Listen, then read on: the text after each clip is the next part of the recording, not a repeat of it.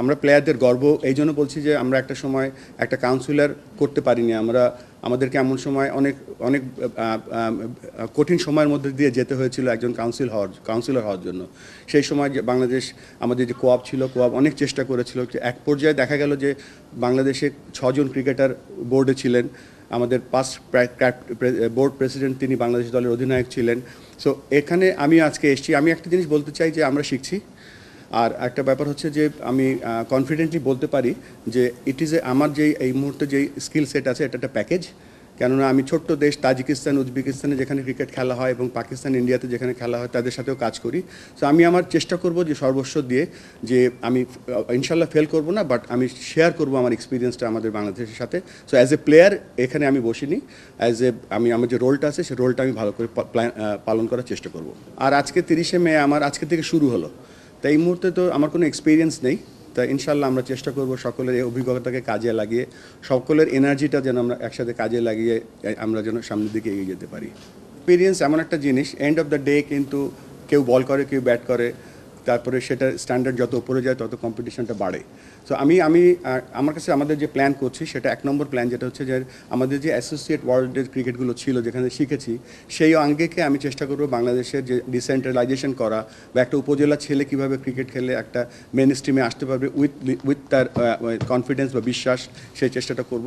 আরেকটা যেটা হচ্ছে যে আমি সবসময় বিশ্বাসী ছিলাম যে আমাকে কে ক্রিটিসাইজ করছে বা যাই করছে, because I am from a very middle class family. What ever I have achieved all from cricket. এই ক্রিকেটের সাথে আমি কখনো কোনো নেগোসিয়েশন বা করিনি, করবও না। সো এটা একটা ব্যাপার, এই জন্য আমি সবসময় সত্য কথা বলার চেষ্টা করি, because this is my not only bread and butter, this has given everything to me.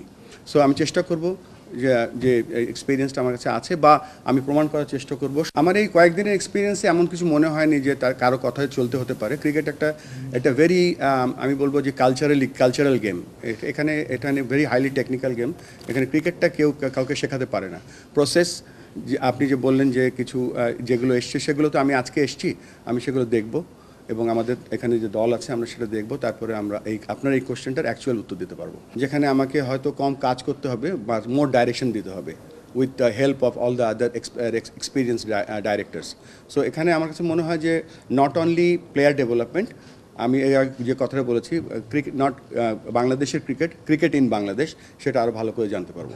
এখানে আমাকে আজকে নির্বাচিত করা হয়েছে বাংলাদেশ ক্রিকেট বোর্ডের প্রেসিডেন্ট হিসেবে 3 মাসের জন্য না, আমি নির্বাচিত হয়েছি আজকে। সো আপনারা জানেন যে এর আগে আমি চাকরি করতাম আইসিসিতে এবং আমি তাদের কাছে অনেক কৃতজ্ঞ যে আমি সেই জার্নিটাতে অনেক কিছু ম্যানেজমেন্টের কাজ শিখেছি, তাদের কাছে আমি কৃতজ্ঞ এবং তারা উইলিংলি আমাকে বলেছে you should go and help work for your country. So এখানে কোনো আমার কাছে আইসিসির সাথে কোনো 2 মাস বা 3 মাসের কোনো চুক্তি নেই।